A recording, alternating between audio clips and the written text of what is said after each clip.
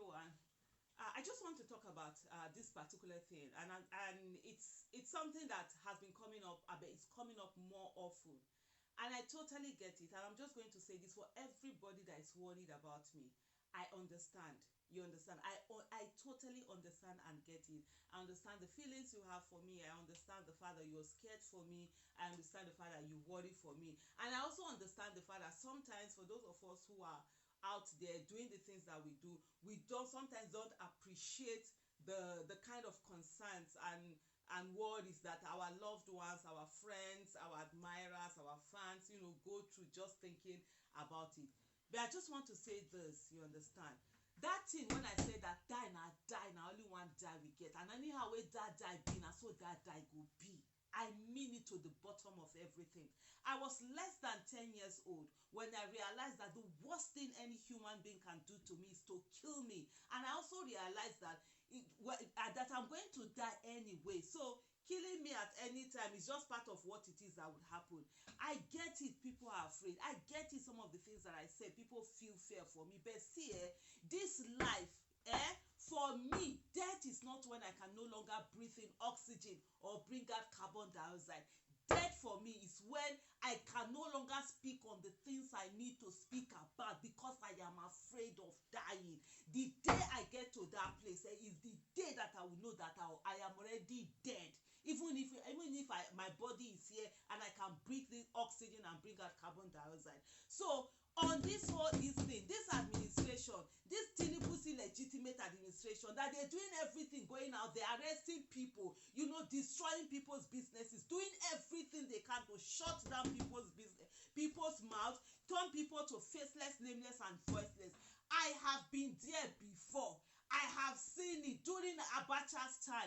It was crazy, the kind of fear that was instilled in Nigerians, to the extent that we couldn't talk, we couldn't speak. People were afraid to even speak inside their bedrooms because they felt that, oh, Abacha was listening. Abacha, in short, there were rumors that Abacha had certain things, that he was listening to things, and there was fear. Palpable fear. You could touch it. People do, even speak about Abacha, you were afraid to. I see that is what is returning now. Tinubu thinks he can bring that back to Nigeria. That thing will not happen. Yes, before we were nameless, faceless, and voiceless. Yes, before we did it, they controlled literally everything from the economy to information, and literally everything you could think about. They were in control of it.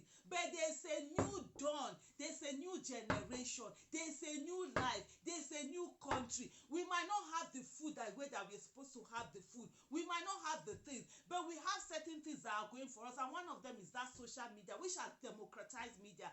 And let me say something. No matter how Tinubu thinks he can arrest people, no matter how Tinubu thinks he can buy people, he cannot arrest everyone, and he cannot buy anyone. And I've always said something.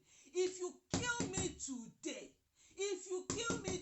my voice will be louder. You know what? I have a lot of videos out there. That's why for me, I don't keep for tomorrow what I'm going to do today. I live my life to the fullest because I know I don't own the next second, neither do I own the next minute, talk less of the next day. So whatever it is that I'm going to do, I sit down and I do it, and I put everything. I have a lot of videos. The day that you kill me, the day that I am dead, those videos will begin to have meanings. Now people watch them. I know when somebody is alive, nobody look at the person, just say, I bet she's just making noise, Joe.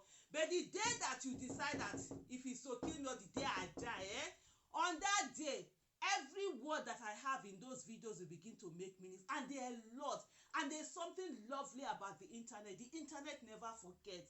There are many of them, and even me, some have even forgotten I ever said anything on those things. People will unearth them. People will listen to them. It will motivate people. It will change people's mindset. That conditioning that has been done to tell us that we should be afraid of some charlatans who get themselves into office, it will begin to break down. It's a mindset thing. So me, let me tell you, I am not.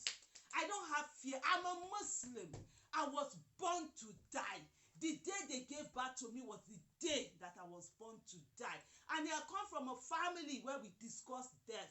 And with my faith religion, death is nothing. It's a phase of life that every one of us must go through. And the only thing that we're always concerned about is that the time that we die. May it be at the peak of our iman. May it be at the time when Allah subhanahu wa ta'ala is most pleased with us. May it be at the time when you'll be able to get Al-Jannah Firdaus. That is the main thing that concerns us. It's not the death itself, because death is inevitable.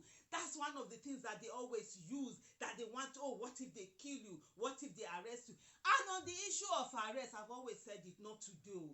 Arresting me, you don't need to bother. You don't need to waste security. You don't need to use different security agencies. That will be waste of Nigeria's money. You don't need to use 10, 20, 15 security agents to come and arrest me. Just give an invite. Moi, Aisha Yusufu, the daughter of Ahmed Tijani Mohammed and Zainab Mohammed, the wife of Ali Yusufu, the mother of Amir and Aliyah Yusufu. I will come and meet you in your office. I'll be there. If it's arrest, you want to arrest me, feel free. If it's to charge me to court, free. I would rather be in prison than to be out there not speaking, being afraid of charlatans who rig their way into office. I will never be afraid of any one of you. So whatever it is, if it will pauperize me, destroy all my businesses, destroy all my properties. My last child has finished university. My last child has finished university. I don't have a problem. If I cannot feed, I will drink water. If my business is not there, I've said people, I will put pure water on my head. I will walk on the streets of Nigeria. I will sell my pure water. I will say, Oga, come and buy pure water. But I will still get my big mouth. So those people, there are people who are afraid of, oh, what if life, the poverty. I grew up in poverty. I watched my father lose everything in the twinkle of an eye and nothing. So I have no attachment to anything.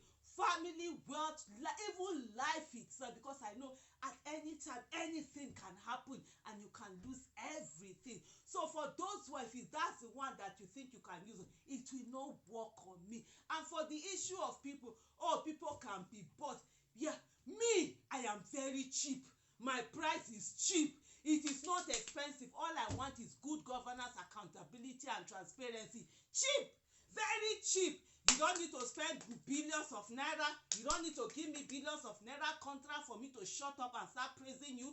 You don't need to give me millions of naira for me to shut up and start praising you. You don't need to give me millions of dollars for me to shut up and start praising you. All you need to give me is good governance, accountability, and transparency, because I'm very selfish in a way. I don't want to help people. I want people to not need my help. I want people to have access to the good life that I have.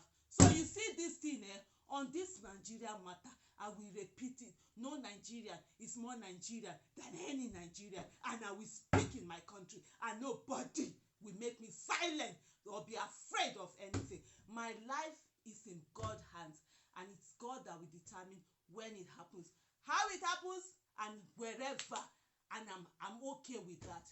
Thank you for watching.